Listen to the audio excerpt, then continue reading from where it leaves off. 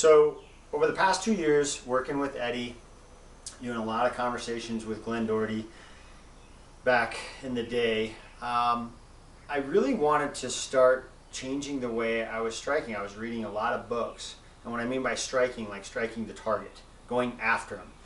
And in that process, I started to really listen, like how fast an assaulter is, like how they'll shoot, move, and communicate are their three things.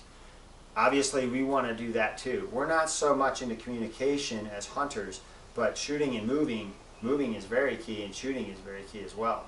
So how I changed things is I wanted a faster rig, and running the conventional backpack, I wasn't happy with all this load being on my back. Around 22 pounds of gear is what I normally carried, and I always found myself bending over, so I really wanted to get rid of that. So I started looking at, like, how do you balance that out? So I came to the conclusion of, between reading and what Glenn was telling me and Eddie, was a chest rig.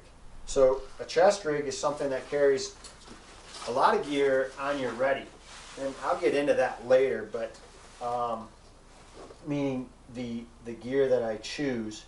But right now I just wanted to show you this particular rig here is pretty easy to put on. It carries all of my gear on the front, which is on my ready, just like the word sounds. I'll also, if I'm filming, I'll carry extra lenses.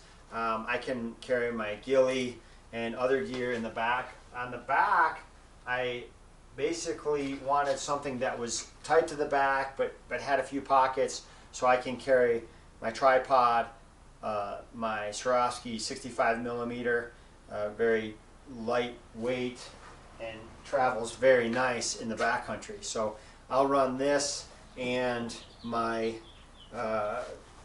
10x42s, and I run the Swarovski range, EL range that they are, and so I can range find at the same time. So then again, it's faster, striking faster.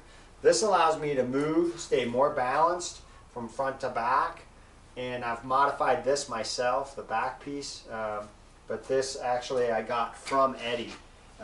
He actually ran this for a little while out in the field, but I added a little bit of leafy gear to it. Once again, just like the hat, is this three-dimensional, just trying to break up a little bit more.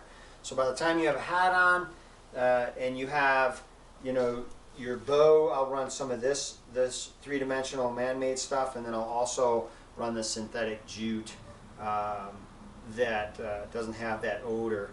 And a combination of all this together, I think, is what works really, really well and is going to cause problems for that particular target seeing you. And that's what I always want to have happen, is them to be having the problem rather than me having the problem. I'm Anthony Dixon. We're going to go out in the field at FMP where I do a lot of practicing, and we're going to show you how this works and this works, and show you how well it is able to break up this outline. Till then, later.